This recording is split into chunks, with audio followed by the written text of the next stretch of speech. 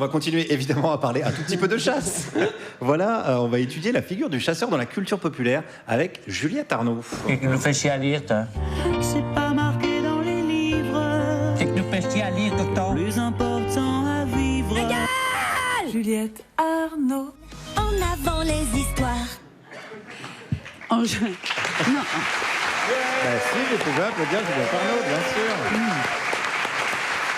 Alors, en choisissant ce personnage archétypal, le chasseur, je me suis dit, ma Juju, faudra pas venir miauler après parce que là, potentiellement, tu veux en bouffer de la masculinité.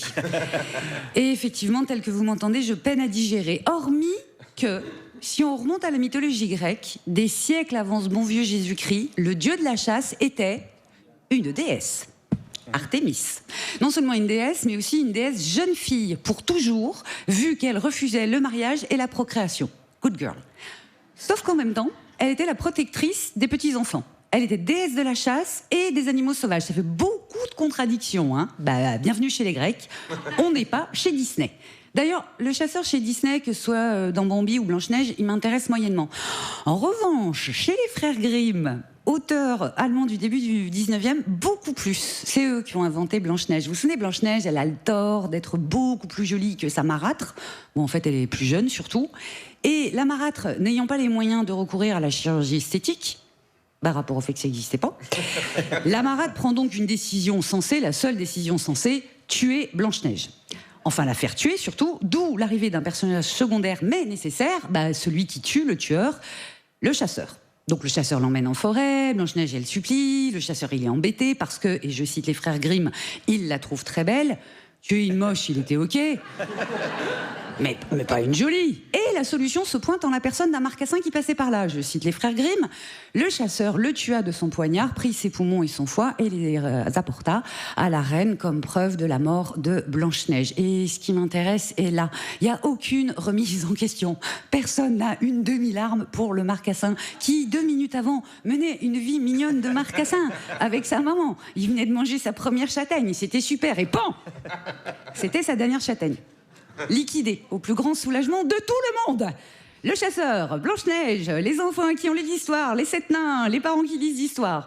Donc on va laisser mourir le 19e siècle et on va chercher les chasseurs dans le 20e siècle. Et il y en a un qui chante en 74, il s'appelle Michel.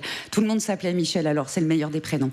Mais lui, il s'appelle Michel Delpech et il écrit une chanson où il raconte qu'il part à la chasse un matin à l'aube avec ses copains. Et puis tout à coup, il dit « Avec mon fusil dans les mains, au fond de moi, je me sentais un peu coupable. » Et alors, il continue en disant « Alors, je suis parti tout seul. J'ai emmené mon épagnole en promenade. Je regardais le bleu du ciel et j'étais bien. » Elle n'est pas un peu réconfortante, cette masculinité de traverse?